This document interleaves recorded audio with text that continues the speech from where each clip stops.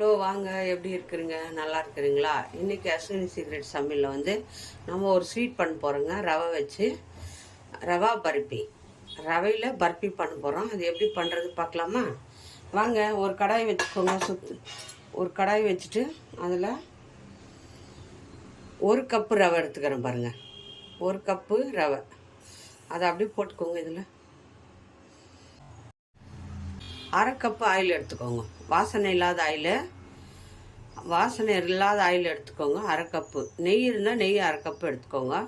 நான் ஆயில் எடுத்துக்கிறேன். ஆயிலை அப்படியே ஊற்றிக்கோங்க. இதில் நெய் போட்டால் இன்னும் நல்லா டேஸ்ட்டாக இருக்கும். நெய்யும் போட்டுக்கலாம், ஆயிலும் ஊற்றிக்கலாம். எது இஷ்டமோ அது பண்ணலாம். இதை வந்து நல்லா நீங்கள் வறுத்துக்கணும். இந்த ரவையை வந்து இந்த எண்ணெயிலே வறுக்கணும். கைவிடாமல் இந்த ரவையிலேயே பரஞ்சான பொருள் பாருங்கள். ரவை, சர்க்கரை, அவ்வளோதாங்க. ஆயில் கஷ்டமான வேலை இல்லை. இது பர்பி பண்ணுறது ரொம்ப ஈஸியான வேலை. கைவிடாமல் ஒரு 10 நிமிஷம் நல்லா கைவிடாமல் வறுத்துட்டே இருங்க. ரவை வந்து பச்சை வாசனை போடுவோம். நெய் பிடிக்கிறவங்க நெய் ஊற்றிக்கோங்க. நெய் வேணான்றவங்க எண்ணெய் ஊற்றிக்கோங்க. எதுனா ஒன்று ரெண்டில் ஒரு கப்பு ரவை எடுத்தால் அரை கப்பு நெய்யோ இல்லை ஆயிலோ, வாசனை இல்லாத ஆயிலோ ஏதோ ஒன்று. ரவை வந்து வாசனை வரணும். வறுக்கும்போது ரவை வந்து நல்லா வாசனை வரணும். இப்போ 10 நிமிஷம் இதை நல்லா வறுத்துட்டோம்.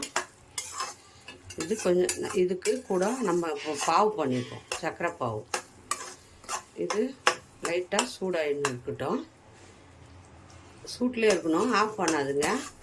சிம்மில் வச்சுட்டு இதை வறுத்துட்டே இருங்க. இந்த மாதிரி ஒரு கிண்ணம் எடுத்துக்கோங்க. ஒரு கப்பு ரவை எடுத்தோம் இல்லையா, அதே கப்பில் ஒரு கப்பு சர்க்கரை போட்டுக்கோங்க.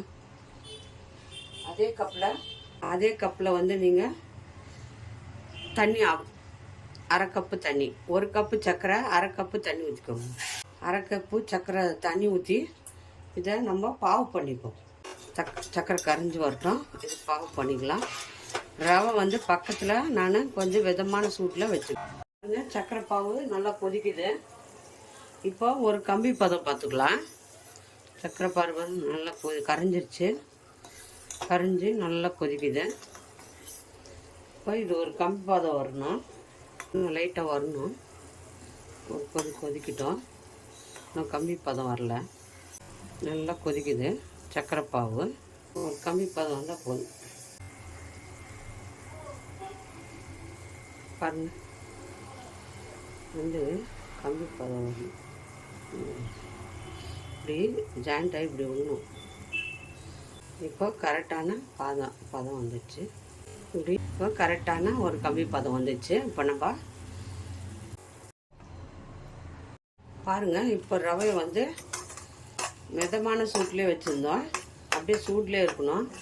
ஆயில் வைக்காத சிம்லேயே வச்சுருங்க. ரவை வந்து நல்லா வறுத்து கலர் பாருங்கள் சேஞ்ச் ஆகிடுச்சு. இப்போ சர்க்கரை பாவு இருக்கு இல்லைங்களா, இப்போ சர்க்கரை பாவு இதில் அப்படியே ஊற்றிக்கோங்க. கொஞ்சம் கொஞ்சமாக ஊற்றி மிக்ஸ் பண்ணிடுவோம். கொஞ்சம் கொஞ்சமாக பாவு ஊற்றி நல்லா மிக்ஸ் பண்ணி கொஞ்சம் கொஞ்சமாக ஊற்றி இதில் மிக்ஸ் பண்ண சர்க்கரை பாவு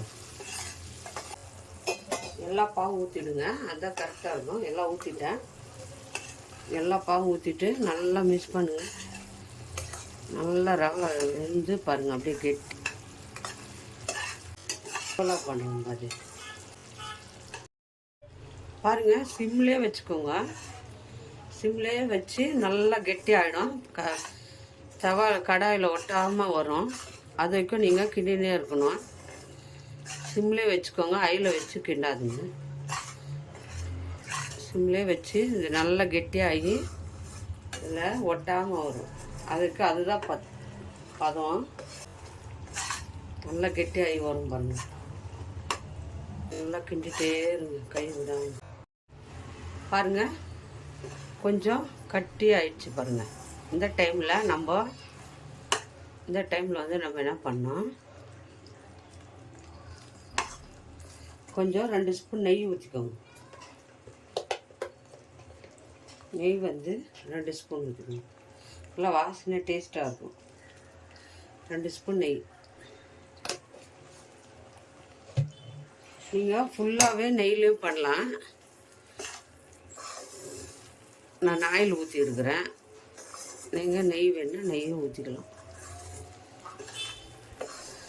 நான் லாஸ்ட்டில் 2 ஸ்பூனு நெய் ஊற்றிட்டேன். நல்லா கடாயில் ஒட்டாமல் வரணும். அதுதான் கரெக்டான பக்குவம். நெய்யை ஊற்றி நல்லா கலக்கணும். ஒரு தட்டில் நெய் தடவி வச்சுக்கிறேன். நெய் தடவிட்டு இதில் ஊற்றிக்கலாங்க. ஒரு கடாயில் ஊற்றி தட்டில் இதை 1/2 hour ஆகணும். இது இந்த மாதிரி கட் பண்ணிக்கோங்க. பர்பி இந்த மாதிரி ஷேப்பாக கட் பண்ணிக்கோங்க. பர்பி மாதிரி கட் பண்ணிவிட்டு நம்ம ஒரு தட்டில் எடுத்து வச்சுக்கலாம். பாருங்கள் சூப்பர் டேஸ்டான ரவை பர்பி. நம்ம ரவையில் பர்பி பண்ணிக்கிறோம் பாருங்கள். சூப்பர் டேஸ்டியான ரவை பர்பி. இந்த ரவை பர்பி யார் யாருக்கு பிடிக்குமோ லைக் பண்ணுங்கள், ஷேர் பண்ணுங்கள், கமெண்ட் பண்ணுங்கள். அஸ்வின் சீக்ரெட்டை சப்ஸ்கிரைப் பண்ணுங்கள். நம்ம இன்னொரு டிஷ்ஷில் பார்ப்போம்.